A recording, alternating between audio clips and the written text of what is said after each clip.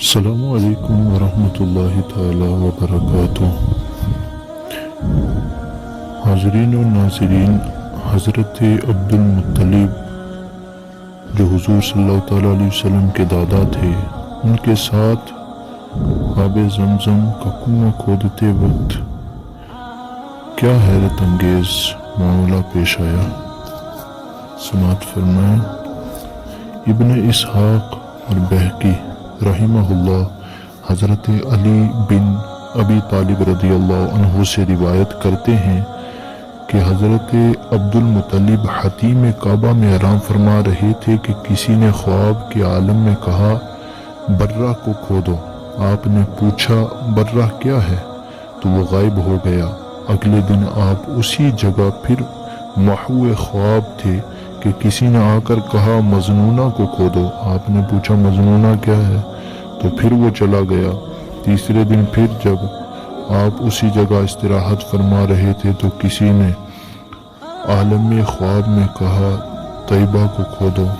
آپ نے حسب سابق یہی پوچھا کہ طیبہ کیا ہے، پھر وہ چلا گیا۔ چوتھے دن جب آپ وہیں سو رہے تھے تو پھر اس نے آ کر کہا زمزم کو کھودو۔ آپ نے پوچھا کہ زمزم کیا ہے؟ جواب ملا کہ زمزم ایسا کنواں ہے جس کا پانی نہ ختم ہوتا ہے اور نہ کم۔ پھر اس نے اس کنواں کا محل وقوع بتایا۔ اس خواب کے بعد آپ نے اس جگہ کو کھودنا شروع کر دیا۔ قریش کے لوگوں نے دیکھا تو پوچھا عبد المطلب یہ کیا کر رہے ہو؟ آپ نے کہا مجھے زمزم کھودنے کا حکم ملا ہے۔ جب زمزم کا کنواں ظاہر ہو گیا اور لوگوں نے بھی اسے دیکھ لیا تو قریش بولے عبد المطلب اس چاہے زمزم میں تمہارے ساتھ ہمارا بھی حق ہے، کیونکہ یہ ہمارے باپ حضرت اسماعیل علیہ السلام کا پانی ہے۔ آپ نے کہا یہ تمہارا نہیں، میرے لیے مخصوص ہے۔ بولے کسی سے فیصلہ کروا لو۔ آپ نے کہا ٹھیک ہے۔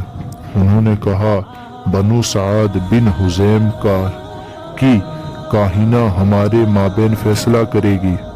اس کاہنہ کا شمار شام کے سرکردہ افراد میں ہوا کرتا تھا۔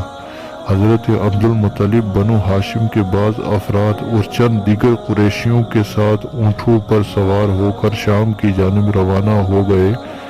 شام اور حجاز کے درمیان لقدق صحرا تھا۔ اس صحرائی سفر میں ایک جگہ ان کے پاس پانی ختم ہو گیا اور پیاس کی شدت سے اس قدر نڈھال ہوئے کہ ان کی موت یقینی تھی۔ لوگوں سے پانی مانگا تو انہوں نے کہا ہم تمہیں پانی نہیں دے سکتے، اس بے آب و گیا صحرا میں ہمیں بھی تمہاری طرح خطرہ لاحق ہے۔ حضرت عبد المطلب نے ساتھیوں سے رائے طلب کی کہ اب کیا کیا جائے؟ سب نے کہا جو آپ کی رائے وہی ہماری رائے۔ آپ نے کہا میری رائے تو یہ ہے کہ ہر شخص اپنی قبر کا گڑھا کھودے، اگر کوئی مر جائے تو دوسرے ساتھی اسے گڑھے میں دفن کر دیں۔ اس طرح آخر میں ایک شخص اپنے ساتھی کو دفن کر کے خود اکیلا رہ جائے گا اور اس آخری شخص کی لاش کو دفن کرنے والا کوئی نہ ہوگا۔